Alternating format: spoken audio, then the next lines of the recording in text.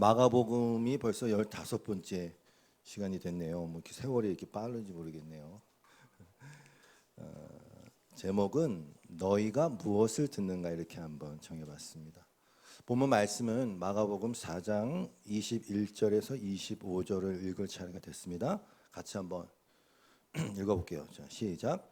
또 그들에게 이르시되 사람이 등불을 가져오는 것은 말 아래에나 평상 아래에 두려함이나 등경 위에 두려함이 아니냐.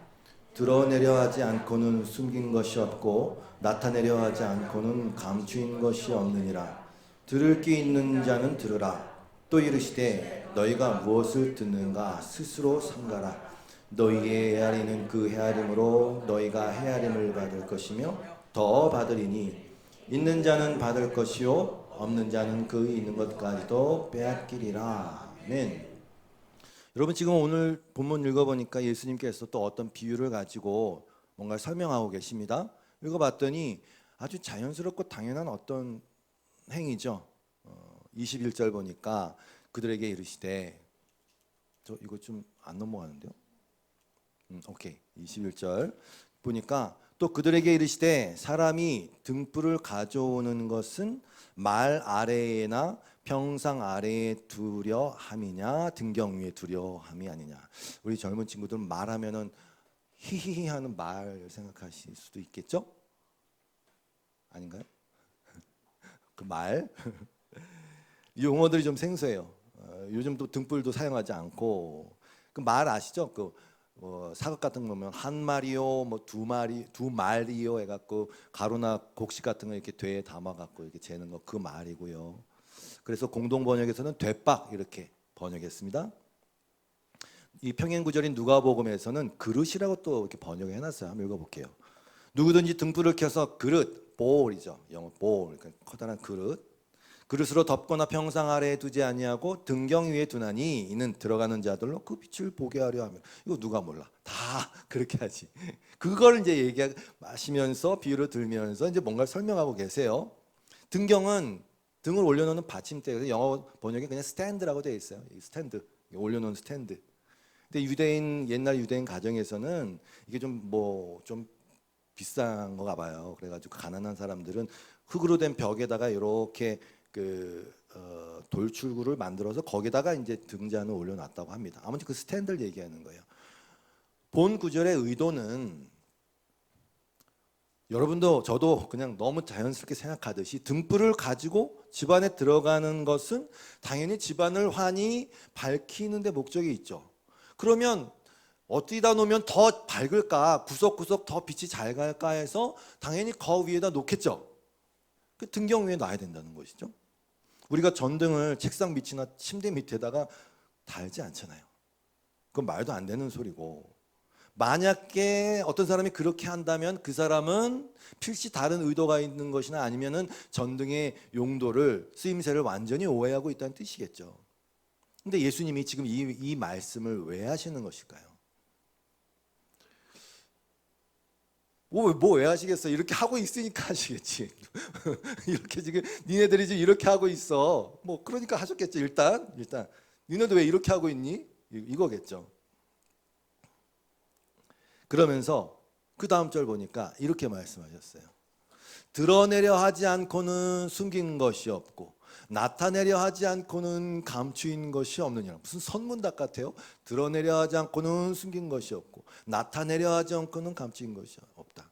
근데 여러분이 아셔야 될 게 한글 번역 성경이 일단 그 접속사를 뺐어요. 가르. 왜냐하면 이거 앞에 뺐어요. 왜냐하면 이렇게 이제 앞절과 연결돼서 읽으셔야 돼요. 왜냐하면 드러내려 하지 않고 이렇게 연결되는 거예요.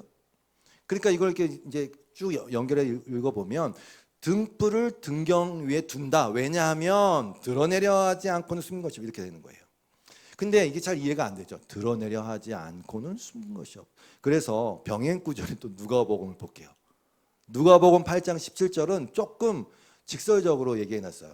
숨은 것이 장차 드러나지 아니할 것이 없고 감추인 것이 장차 알려지고 나타나지 않을 것이 없느니라. 이거 좀 뜨끔하시는 분이 있으세요?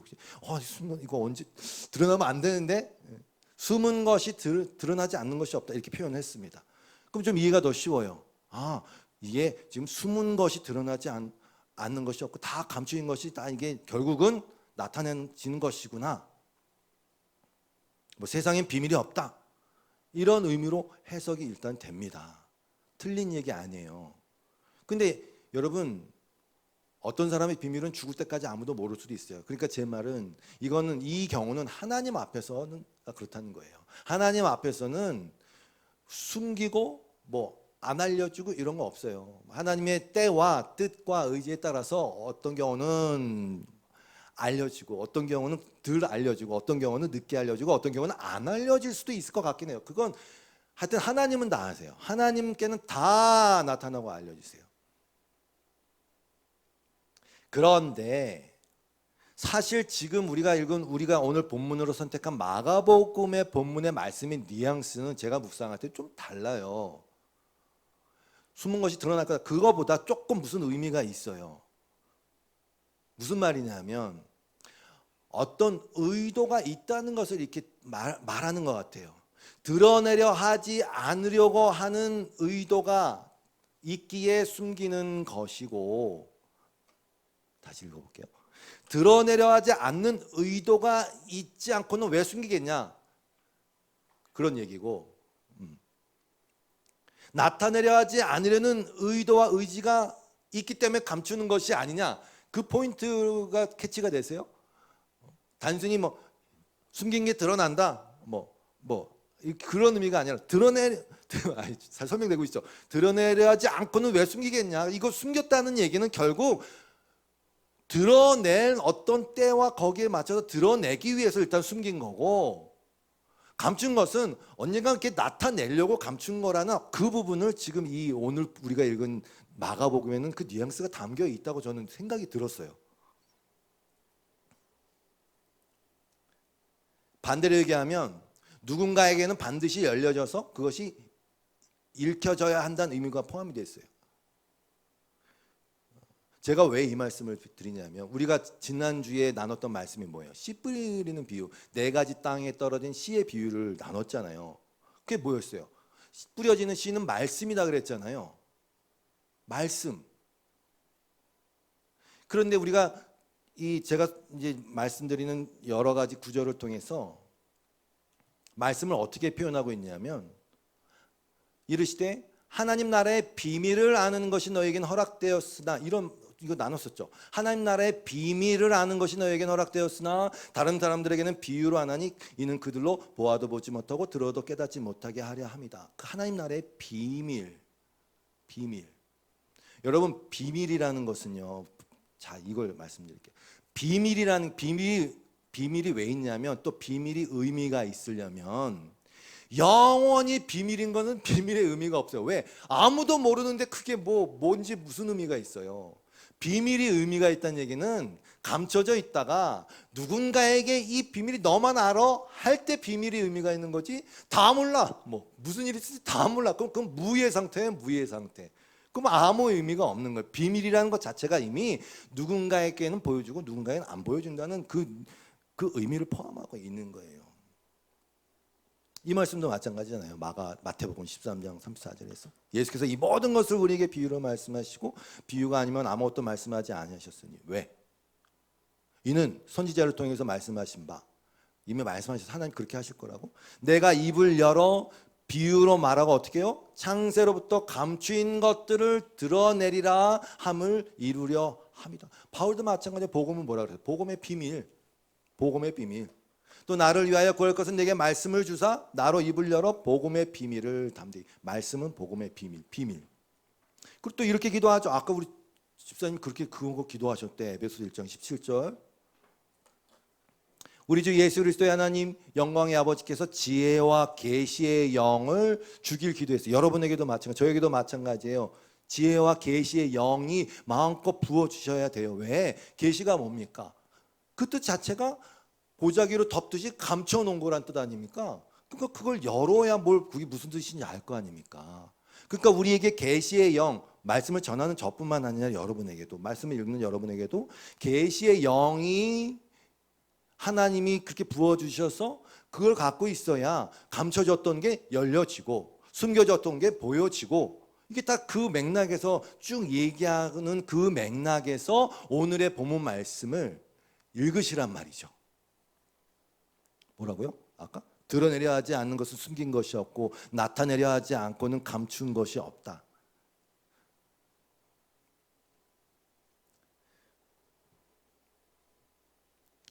그래서 아까 그 등불이라 그랬, 등불이 거기 앞에 정관사 호가 붙어 있어요. 그러니까 뭐 영어로 하면 더 더가 붙어 있어. 그건 그 등불이라는 말이고, 그것은 바로 예수 그리스도 그 말씀을 이야기하는, 그래서 더를 붙인 거예요. 호, 오실 예수. 예수님은 말씀이시고, 요한복음 1장에 보면 그분 또 빛이고, 빛이 세상에 왔다. 오늘 그랬죠. 빛을 비춘다. 등불이 빛이 비친다. 태초에 말씀이 계시니라. 이 생명은 사람들의 빛이라. 빛이 어둠의 빛이 돼. 그 말씀, 빛. 근데 문제는 어둠이 깨닫지 못하는 것이죠. 그 말씀을 여러분 어떻게 해야 됩니까? 그 등불을 어떻게 해야 됩니까? 등경 위에 둬야 되죠. 등경 위에 둬야 되잖아요. 그 무슨 얘기냐면 지금 좀 묵상인 거예요. 원래 있어야 할 자리에 그걸 두고 그 역할을 감당하게 하는 것이 당연하죠. 그렇게 해야 그 등불이 역할을 해서 환하게 비칠 거 아닙니까? 어둠을 비춰낼 거 아닙니까? 어둠에 감춰져 있는 것들을 드러낼 거 아닙니까? 그런데 문제는 그 등불을 돛박 아래 두거나 침상 아래 두는 것이죠. 저는 그렇게 묵상했어요. 이 말씀의 권위를, 이 말씀의 역할을 무엇이라고 생각하고 어디에 위치시키는가? 여러분, 말씀은 액세서리가 아니죠. 우리는 다 알고, 말씀은 누누이 말씀의 도덕책이 아니에요. 말씀은 교양서적이 아니죠. 말씀은 구원을 일으키는, 복음은 구원을 주시는 하나님의 능력이잖아요. 아시다시피 간디는 산상수훈을 너무 사랑했어요. 예수님도 그런 면에서 사랑한 것 같아요. 그래서 예수님 따라쟁이가 됐잖아요. 비폭력하면서. 근데 그에게는 그 말씀이 그 역할을 하지 못했어요. 그는 그 말씀을 등경 위에 두지 않았어요. 그런 밑에, 아니, 그 말씀을 자기의 지식과 자기의 발 아래 둔 거예요. 그럼 구원은 안 일어나요. 예수님을 못 믿어요. 이상하다 목사님, 제가 읽은 바에는 말씀은 살아있고 운동력이 있다고 막, 그러니까 뭐 어디 말씀 딱 떨어지면 말씀이 막 팍팍팍 해갖고 막 해갖고 막 다 그냥 말씀이 운동력이 있다면서요. 그 말씀이 그 자리에 있어야 운동력이 있는 거예요. 다 일맥상통해요. 여러분 히브리서 4장 12절 말씀 잘 아시죠? 하나님의 말씀의 역할이 뭔지 나왔잖아요. 아까 오늘 본문도 같이 연관을 시켜서 생각하시라고요. 감춰진 것이 드러나고 뭐 이거. 하나님의 말씀은 살아있고 힘이 있어서 어떤 양날 칼보다도 더 날카롭습니다. 그래서 뭐 한다고요? 사람 속을 꿰뚫어 혼과 영을 갈라내고 관절과 골수를 갈라놓기까지 하며 뭐요? 마음에 품은 생각과 의도를 밝혀내는 게 말씀이에요. 거꾸로 얘기하면 이 말씀이 이걸 하지 않으면 그 사람은 그 말씀을 등경 위에 둔 게 아니란 말입니다. 침대 밑에 깔고 있거나 아니면은 그릇으로 덮어놓고 있거나. 그러면 그렇게 되면 13절 말씀, 하나님 앞에서는 아무 피조물도 숨기는 것이 없고 모든 것이 그 앞에 벌거숭이로 드러나 있습니다. 그렇게 돼야 돼요. 우리는 그 앞에 모든 것을 드러내 놓아야 합니다. 그렇게 돼야 돼요. 뭐를 통해서? 말씀을 통해서. 10개 물속은 알아도 한 개 사람속 모른다는 건, 그건 인생 조금 살아보면 알아요. 마음에 품은 생각과 의도, 그걸 어떻게 알아? 근데 그거를 말씀이, 등경 위에 말씀이, 비치는 말씀이 밝혀내야죠. 그래야 회개를 하고, 그래야 정직하게 하나님 앞에 나아가고 고백하고, 그래야 그 이 십자가를 딱 붙들 거 아닙니까? 나머지 의미로 십자가를 붙들고 뭐 드라큘라 십자가 뭐 이러고 뭐 십자가를 뭐 안전운전 십자가 이런 건 다 잘못된 거예요. 그냥 하세요. 근데 십자가를 붙들 수 있게 그 말씀이 모든 우리의 생각과 의도를 밝혀내야 십자가를 제대로 붙들죠. 그게 진짜 회개죠. 모든 것을 드러내 놓아야 합니다. 그러니까 아무리 회개를 교회에서 목사님이 회개하세요. 회개해야지. 눈물 흘리고 회개해야지. 아무리 회개한 것처럼 흉내를 내도 소용이 없어요. 여러분 스프링 아시죠? 스프링을 누르고 있으면 쪼그라들어 있어요. 이렇게 꽉 누르고 쪼그라들어 있어요. 쪼그라들어 있는 상태죠. 누르고 있으면. 그런데 그 튕겨 나가려는 힘이 없나요? 있어요. 그냥 없어진 게 아니라니까요. 근데 무슨 일이 딱 해갖고 이걸 딱 치웠네, 쪼그랗게 탁 이렇게 치웠네, 그럼 당연히 바로 복원되죠. 회개는 그런 게 아니에요. 회개했다고 우리의 삶이 완전히 변한다 뭐 이런 것도 아니에요. 아이고 그런 얘기는 하지 맙시다. 그냥 그거는 성장의 관점에서도 안 맞아요. 회개라는 것은 그 복원력 자체가 점점 약해지는 거죠. 그걸 아무리 누르고 있으면 그게 회개가 되겠습니까? 근원적 변화, 근원적 변화. 뭘 통해서? 말씀을 통해서. 모든 것을 드러내놓게 하시는 말씀을 통해서. 그러니 간디같이 그 말씀 산상수는 아무리 읽고 훌륭한 교훈 정도로 읽어도 그 말씀이 살아있고 운동력이 없는 거예요.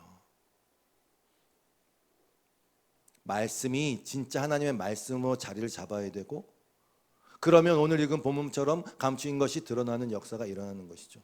성도들에게는 반드시 그 일이 일어납니다. 등경 위의 등불로 나의 구석구석을 다 드러내시고, 그렇게 드러난 내 모습을 가지고 통곡하고 자기 부인하고 뭐 회개하고, 그런 의미와 함께 당연히 그 말씀이 내 안에서 등불로 작용하기 위해서는 덮여있는 하나님 나라의 비밀이, 복음의 비밀이 열려져서 봐야죠. 그게 다 같이 복합적으로 이렇게 엮여져 있는 의미라는 것이죠. 그래서 제가 이 말씀을 드리는 근거, 오늘 본문에서 바로 뒤에 예수님이 이렇게 이어서 말씀하시거든요. 보세요. 마가복음 4장 23절. 들을 게 있는 자는 들으라. 또 이르시되 너희가 무엇을 듣는가 스스로 삼가라. 이렇게 연결되는 거예요. 너희가 무엇을 듣는가 스스로 삼가라. 너희의 헤아리는 그 헤아림으로 너희가 헤아림을 받을 것이며 더 받으리니 있는 자는 받을 것이고 없는 자는 그 있는 것까지 빼앗기라. 뭐라고요? 너희가 무엇을 듣는가 스스로 그걸 조심해라. 병행 구절인 누가복음엔 이렇게 나와 있어요. 그러므로 너희가 어떻게 들을까? 야, 좀 기가 막히지 않아요? 말씀을 어떻게 들을까 스스로 삼가라. 무엇을 들을까 스스로 삼가라. 그런데 누구든지 있는 자는 받겠고 없는 똑같이 그 나왔어요. 여러분 이거 명심하세요. 어떻게 들을까 말씀을. 잘못 들었다?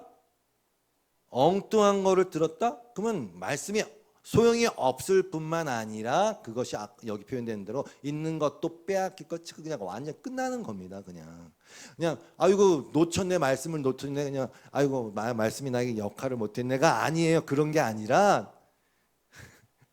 있는 것도 빼앗긴다니까요. 그러니까 오늘의 이 비유의 말씀을 사람들이 들을 때, 와, 우리는 세상의 빛이야, 등불을 대자, 뭐 등경은 또 교회야, 그 교회 등경 교회에서 그 말씀의 빛을 비추다. 그건 좋아요. 그냥 그렇게 해도 괜찮아요. 그러나 말씀을 보실 때는 예수님이 뭘 얘기했는지를 보시라니까요. 예수님은 지금 그 얘기하면서 너희가 어떻게 들을까, 무엇을 들을까, 지금 이 얘기를 하시는 거예요. 아시겠죠? 이해되셨죠?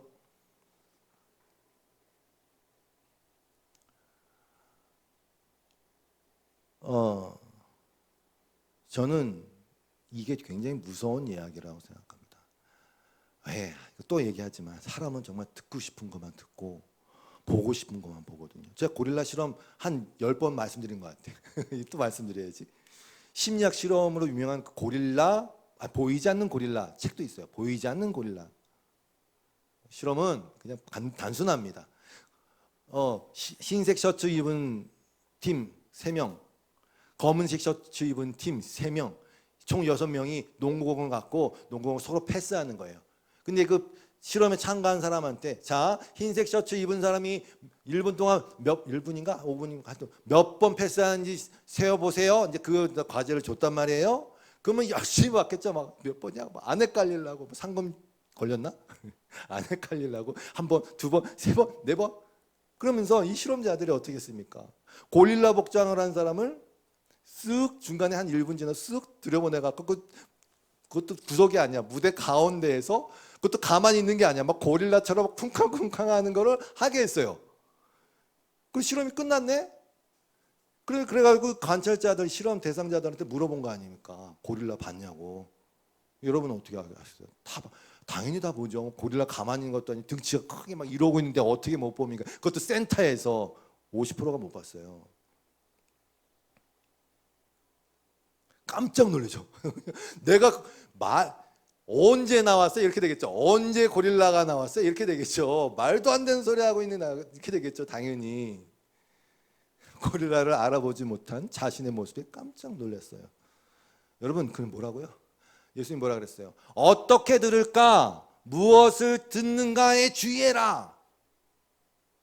그래서 하나님의 은혜가 필요한 거예요. 우리는 모두 사실 그 감각을 잃어버린 죄인이었어요.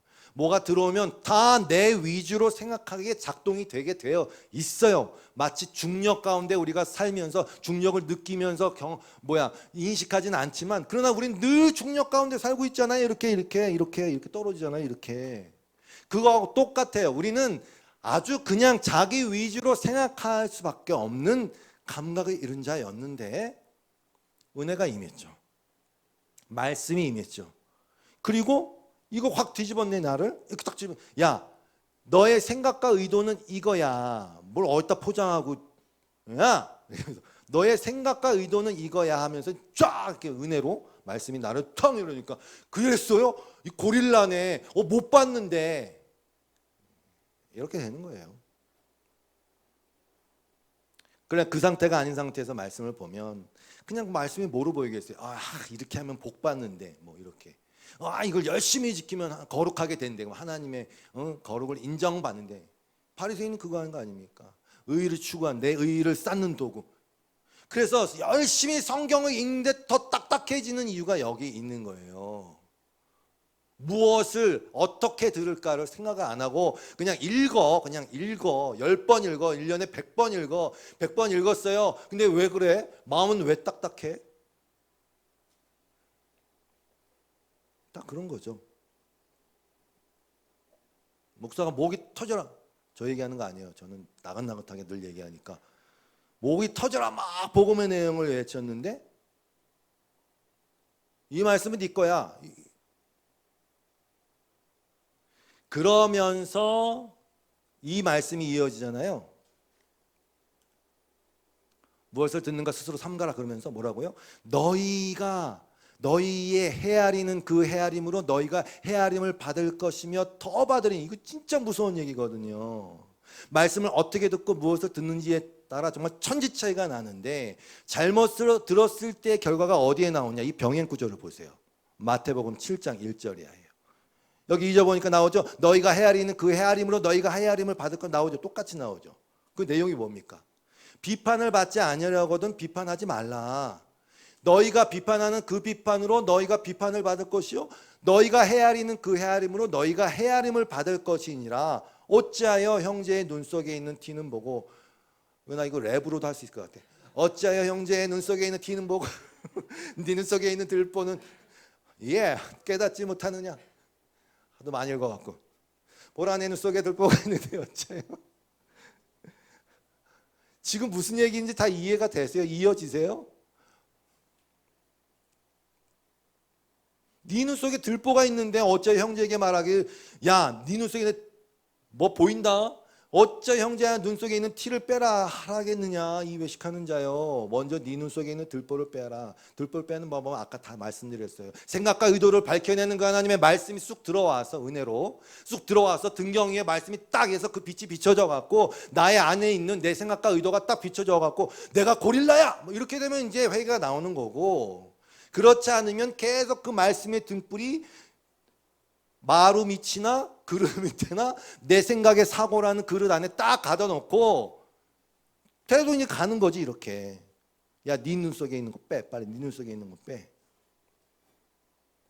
먼저 내 눈 속에 있는 들보를 빼라. 그럼 그 다음에 말씀하시는, 그러면 그 다음에 그렇게 밝히 보고 좀 보고 그 다음에 형제 눈 속에 티를 빼주는 게 사랑이에요. 가만히 있으라는 얘기가 아니에요. 그러나 전제는 네가 먼저 헤아림을 받으라는 거예요.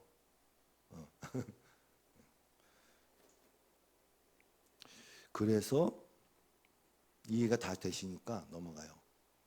그래서 말씀이 있어야 할 자리에 진짜 있고, 그 말씀이 살아 움직여서 드러낼 것들 드러내고, 알아야 할 것들을 알게 하고, 그렇게 살아있고 활력 있게 움직이는 말씀으로 역사하면 하나님의 은혜로 그는 먼저 반드시 내 눈 속에 있는 들보, 그 고릴라를 깨닫게 되어 있습니다. 그러면 그때 말씀 예수님 하신 것처럼 형제의 눈 속에 티가, 정죄의 눈이 아니라 안타깝고 사랑하는 마음으로, 야 저거 너무 좋은데, 야 저 티를 주님 말씀하여 주시고, 뭐 이렇게 하면서 이제 사랑을 하게 되는 거지. 그러나 다시 말씀드리지만 그런 역사가 일어나지 않은 상태로 말씀을 잘못 듣고 말씀을 제가 마음대로 해석하고 그 잣대로 삼은 자는 반드시 자기가 잣대로 삼은 그대로 그 말씀에 의해서 심판을 받을 것인, 그렇게 됩니다. 심판. 여러분 용서도 마찬가지예요. 용서. 여러분 보고 용서라는 얘기 아니에요. 마음대로 하세요. 용서도 마찬가지예요. 우리가 우리에게 죄 지은 자를 용서할 수밖에 없는 이유는 그 하나님의 은혜를 입은 자의 처지에 제대로 있으면, 다른 말로 해서 그 헤아림을 내 안에 그 헤아림을 내 안에 갖추게 되면 바로 그 헤아림, 용서받은 자구나, 그 헤아림이 내 안에 갖추게 되면 바로 그 헤아림으로, 주님 내가 저 용서하면, 바로 그 헤아림으로 하나님도 나를 헤아리시기 때문에 기도를 이렇게 하는 거예요. 내가 나에게 죄를 사여 준 것 같이 주님이, 하나님도 나를 죄를 사여 주십시오. 이렇게 성도에겐 이런 일이 일어날 수밖에 없어요. 말씀의 빛비침을 받았기 때문에, 다른 말로 복음의 비밀을 알게 됐기 때문에. 그 다음에 오늘 보면 그 다음에 6절, 이 마태복음, 여기 지금 읽었던 이 마태복음에서 그 다음에 6절에 예수님이 이런 말씀하셨어요. 예수님은 좀 어떨 때는 말씀이 무시무시해 하시는 것 같아요. 너무 칼 같아갖고. 거룩한 것을 개에게 주지 말며 너희 진주를 돼지 앞에 던지지 말라. 그들이 그것을 발로 밟고 돌이켜 너를 찢어 상하게 할까 염려하라. 근데 여러분 생각해 보세요. 늘 존재에 대해서 말씀드리지만 개가 개에 합당한 짓을 하고 돼지가 돼지에 합당한 짓을 하는데 뭘 어쩌라는 것입니까? 아니 개가 거룩한 걸 뭐 어떻게 알아요? 돼지가 진주를 어떻게 합니까? 그냥 개는 개답게 그냥 오면 물어 이렇게 하고, 돼지는 돼지답게 먹는 것인가 보다 이러고 그냥 쩝쩝쩝 씹어 먹는 것을 할 수밖에 없어요. 존재가 그런 걸 어쩌라는 겁니까? 라는 이제 말씀을 드려요. 존재가 그런 걸 어쩌라는 겁니까? 거기다가 뭘 던져봤자죠. 그래서 제가 말씀드리는 거예요, 여러분. 인생이란 건 결국 존재 증명이다. 미리운 오리 새끼가 자기가 오리인 줄 알고 살다가 나중에 내가 백조구나. 저는 정말 그 개신가 보다. 백조구나 아는 과정이에요. 탕자가 막 이렇게 나갔다가 돼지우리에 같이 살다가 나는 아버지 자식인가 보다. 내가 아버지 집이 있구나 이러면서 존재 증명이라니까요.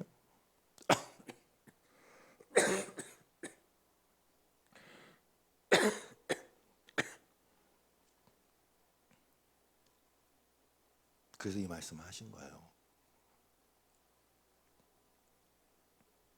그래서 던지면 어떻게 하는가? 그 거룩한 것, 그 진주를 발로 밟아요. 거기서 멈추지 않아요. 돌아서서 너를 찢어 상하게 할 거다 그래요. 그래서 교회가 그렇게 분열되는 거고, 분열될 때 아주 적나라하고 잔인하게 분열되는 거예요. 왜? 그냥 이렇게 분열되는 게 아니라 돌아서서 너를 찢어 발로 밟고 맞죠? 너희를 찢어. 그러니까 이 말씀이라는 것이 잘못 들어가면 그냥 이해가 안 됐네 이게 아니라 이런 일들이 일어나는 거예요. 그래서 무서운 거예요. 교회 그 싸움 나면 막 조폭들까지 막 와갖고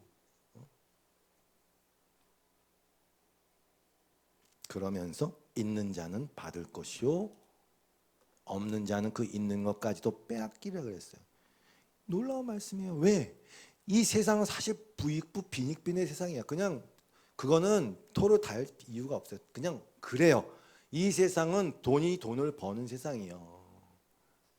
이 세상의 한계예요. 그건 한계. 어쩔 수 없어요. 경제의 논리 어쩔 수 없어요. 그 수많은 음식들 그 가격 조정하는 거 다 뒤집어 엎는 것이고 옷이 쌓여 있어도 그 명품들 안 줘요. 다 태워버리지. 왜? 경제 논리로. 그냥 부익부 빈익빈. 그런데 하나님의 나라라는 것이 있잖아요. 이 세상에 있는 것들이 그림자거든요. 그러니까 저는 그렇게 생각해요. 이 세상에 부익부 빈익빈 이게 영적인 하나님의 나라에서도 그 부익부 빈익빈이 있는 거구나. 그런데 세상과는 달라요. 그런 물질적인 것이 아니라 영적인 것은 부익부 빈익빈이 있어요. 있는 자는 받을 거예요. 없는 자는 그 있는 것도 빼앗길 거예요. 설명을 드릴게요. 오늘 이 지금 읽었던 이 본문에도 왜냐하면이 빠졌어요. 왜냐하면 이게 들어가 있어요. 그런데 여기 보면은 약간 원어상에서 빠진 표현들이 있어요. 그리고 약간 번역이 좀 이상한 게 있어요. 뭐냐면 첫째는 이거예요. 받을 것이요는 내가 뭐 이렇게 내가 받는 능동적인 거잖아요. 능동적인 거. 그게 아니라 사실 수동태예요. 주어질 것이요 이런 뜻이고 빼앗긴다는 건 수동태예요. 빼앗기는 거니까 이게. 내가 능동적으로 빼앗길 수는 없어요. 누군가에서 빼앗김을 당하는 거 수동태예요. 그게 지금 뉘앙스가 살짝 없어요. 무슨 얘기냐면 한번 말씀드린 게 이게 뭐지? 그거 신적 수동태라 그래갖고 주어가 숨겨져 있는데 결국 그렇게 하시는 분 받는 것 즉 주어지는 것도 하나님 빼앗기는 거에 그 빼앗으시는 분도 하나님이란 의미가 일단 이 말씀 안에 들어가 있는 거예요. 인간의 의지와 노력과는 상관없이 주어지는 것도 하나님, 빼앗는 것도 그러니까 그 의미가 먼저 들어가 있는 거예요. 그러니까 앞에서 읽었던 말씀들과 다 일맥상통하는 거예요. 계획의 거룩한 것, 그건 받아들여질 수가 없는 거예요. 그러면 그 상태로 있느냐? 그게 아니에요. 막 나는 갖고 있어 라고 착각하고 스스로 착각하고 있는 것들마저도 빼앗겨요. 빼앗긴다는 것은 사실은 저는 이렇게 묵상했어요. 정말 있어서 빼앗기는 것이 아니라 나는 있다고 생각했네. 근데 이게 확 드러나니까 없는 거, 무, 아무것도 아닌 거, 그냥 빈 껍데기인 것으로 드러나니까 그냥 빼앗긴 것으로 표현이 된 걸 수도 있겠다라는 생각이에요. 말씀이라는 것이 그래요. 예수님이 그러셨잖아요. 너에겐 그게 허락되었다. 그리고 말씀이 들어가면 30배나 60배나 100배의 열매를 맺어요. 그것은 꼭 삶에서의 변화만 얘기하는 건 아니에요. 그게 반드시 있어요. 내 인격이 성령의 열매를 맺어서 사랑, 희락, 화평, 오래 참음, 자비, 양선, 충성, 온유, 절제의 삶에 살아가죠. 그것은 어디서 열매 맺는지 아세요? 사람과 사람과의 관계. 여러분이 무인도에 딱 혼자 있는데 혼자서 사랑, 희락, 화평, 누구랑 화평해?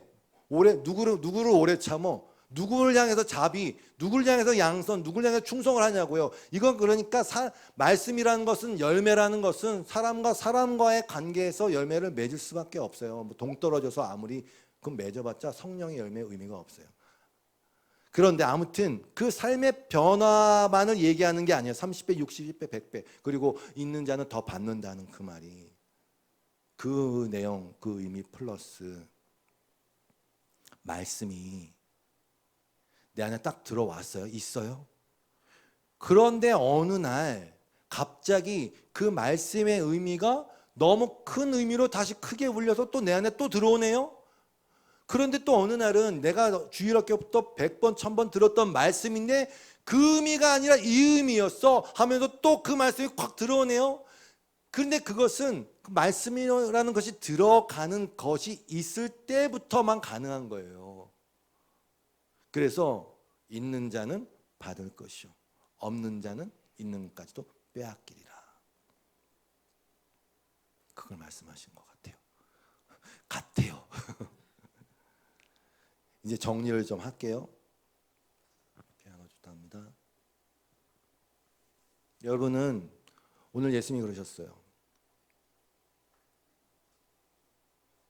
등경 위에 두라 그랬고, 무엇을 듣는지 뭐 이거 얘기했고, 어떻게 듣는지. 여러분은 말씀을 어디에다 두십니까? 제발 이 머리 여기 꼭대기에다 두지 마시고 여러분의 심령이 깊은 곳에다 말씀을 두시고, 그 말씀이 여러분을 산산이 쪼각내고 그 말씀이 여러분의 마음을 산산이 부서지게 하고 여러분의 품고 있는 생각과 의도가 완전히 산산이 부서질 수 있도록 등경 위에 내어드리시기를 주님의 이름으로 축복합니다. 여러분은 말씀을 어떻게 듣습니까? 도대체 말씀을 통해서 무엇을 듣길 원하십니까? 오늘 본문에 주님이 말씀하신 게 그거예요. 어디에 지금 주의를 기울이고 있습니까? 그래서 성도 여러분, 성경을 읽든지 아니면 이렇게 말씀을 나누든지 하면 결국 그냥 은혜로 말씀을 맺게 돼요. 은혜.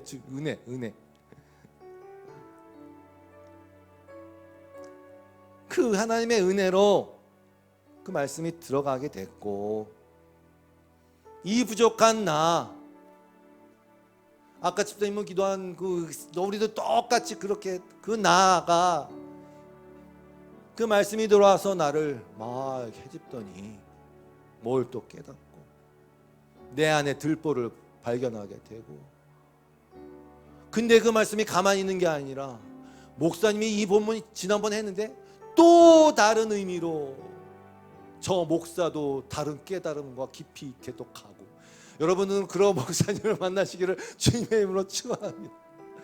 그러고 듣는 사람도 이거 옛날에 맨날 들었던 말씀인데, 근데 그 말씀이 와갖고 그 정말 말씀이 행하는 그 일을 해서 내가 깨지면서 그렇게 되는 것이, 그 열매가 여러분께 저에게 있기를 간절히 축원하고요.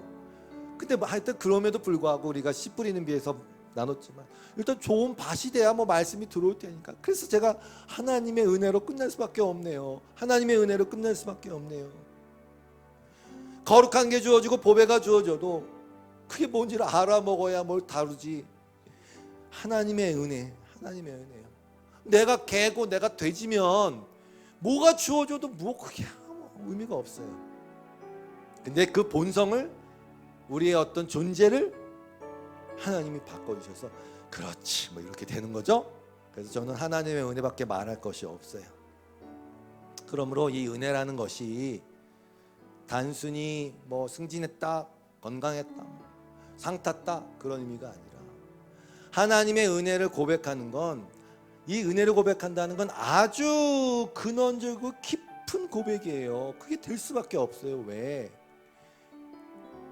나의 지식과 나의 열심과 나의 됨됨이를 뛰어넘는, 이게 영원한 고백이고 영원이라는 출처에서 나온 고백이에요. 왜? 창세 전부터 미리 아시고 계획하시고 작정하신 하나님의 지혜와 능력과 사랑과 역사에 기반한 은혜거든요.